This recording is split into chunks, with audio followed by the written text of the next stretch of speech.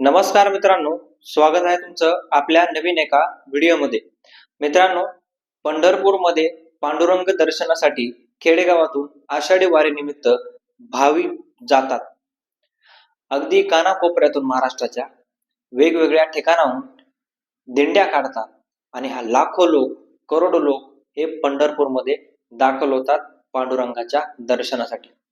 परंतु यावेळेस मात्र त्यांच्यासाठी अगदी एक दुःखद बातमी आहे, अगदी धक्का देणारी आहे आणि कुठंतरी त्रासदायक बातमी आहे. तर ती बातमी काय, माहिती काय आणि पंढरपूर वारकऱ्यांसाठी नेमकी दुःखद बातमी हीच तुम्हाला मी आजच्या या व्हिडिओमध्ये थोडक्यात सांगण्याचा प्रयत्न करणार आहे. नमस्कार, रणजित. मित्रांनो, तुम्ही जर चॅनलवर नवीन असाल तर चॅनलला सबस्क्राईब करून घ्या, कारण आपल्या चॅनलवर असेच वेगवेगळे विविध माहितीपूर्ण व्हिडिओज येत राहत असतात.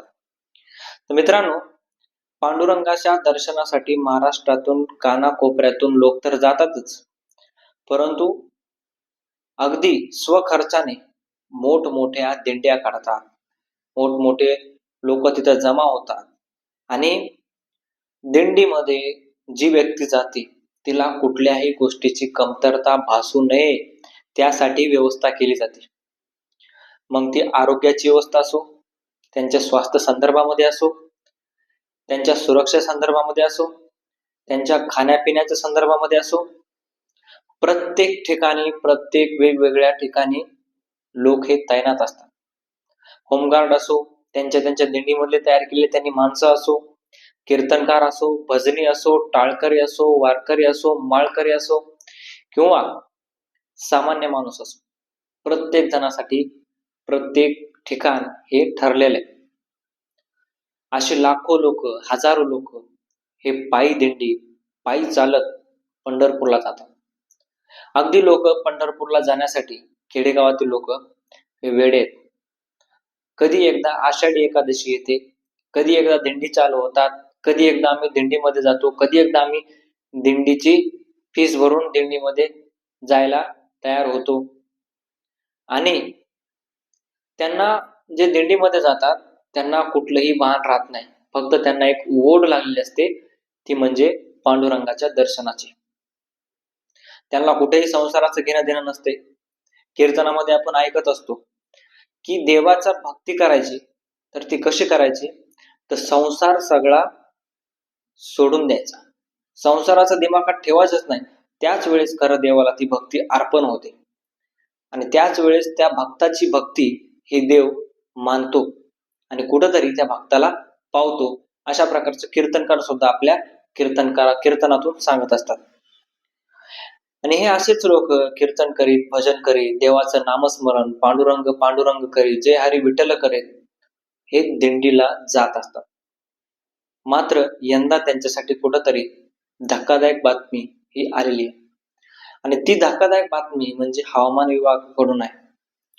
हवामान विभागानं सांगितलेले 7 तारखेपासून जोरदार पाऊस हा महाराष्ट्रामध्ये चालू होणार आहे आणि या पावसामध्ये खऱ्या अर्थानं वारकऱ्याची एक धावपळ पाहायला मिळते. कारण रस्त्याने त्यांना चालायचं असतं, कोणी घोंगटे घेतं, छत्र्या घेतं, मात्र छत्र्या सुद्धा उडून जात्या. घोंगट्यानं ते पूर्ण अंग त्याच्यामध्ये पाणी येऊन भिजून जातं. अचानक पाऊस येतो, अचानक माणूस भिजतो, मग सर्दी, खोकला आणि आरोग्य त्यांचं एक प्रकारे बिघडून जातं.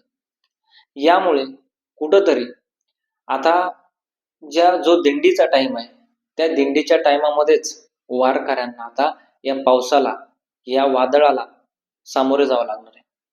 परंतु वारकऱ्यांची जर ह्या बाबतीमध्ये बोललं तर वारकरी म्हणतात, किंवा जे जुने लोक आहेत, पांडुरंगाचे भक्त आहेत, जे कंटिन्यू वारी करतात आपल्या जीवनामध्ये, त्यांनी कधीही वारी चुकवलेली नाही, असे जे लोक आहेत ते म्हणतात, आम्ही ह्या पावसाला घाबरत नाही, कितीही वादळे आली तरी आम्ही पांडुरंगाच्या दर्शनासाठी जाणार, अशा प्रकारे त्यांचा हट्ट असतो. कारण पांडुरंग आमच्यासाठी सर्वस्व आहे, आमचं मायबाप पांडुरंग आहे, पंढरपूर हे आमचं माहेर घर आहे, अशा प्रकारचे त्यांचे शब्द आहेत. म्हणजे पाऊस येऊ, वादळ येऊ, वारा येऊ, कुठलंही संकट येऊ, पांडुरंगाचे भक्त वारकरी हे त्यांचं ध्येय एकच आहे, पांडुरंग दर्शन. लोक जे वारकरी आहेत, जे भक्त आहेत, ते मरताना सुद्धा विचार करतात, जे की त्यांची जायची सुद्धा स्थिती नसते दिंडीमध्ये, ते लोक सुद्धा आम्हाला दिंडीमध्ये जायचंय, मला दिंडीमध्ये जाऊन देवाच्या पाया पडायचंय, दिंडीत चालायचंय, अशा प्रकारचं बोलत असतात. ज्यांना काही काही लोक असे आहेत ज्यांना पलंगावून उठता सुद्धा येत नाही, बाजावून उठता सुद्धा येत नाही, असे लोक म्हणतायत की मला दिंडीमध्ये जायचंय. म्हणजे किती नितांत प्रेम हे पांडुरंगावर आणि देवावर हे लोक करतात याच्यावरून दिसून येते. आणि या सगळ्या गोष्टीवरून कळते की देवाला आपल्या इकडले लोक, आपल्या महाराष्ट्रातले लोक हे किती मानतात आणि देव म्हणजे आपल्या माणसासाठी सर्वस्व आहे. म्हणूनच देव सुद्धा याच्यावर तोडगा काढेलच. देव सुद्धा याच्यावर जे काय पाऊस पडायचा आहे ते पाऊस नेमका कधी पडायचा हे देवाच्या हातात आहे. मित्रांनो, तुम्हाला काय वाटतं आता कमेंट बॉक्समध्ये नक्की सांगा.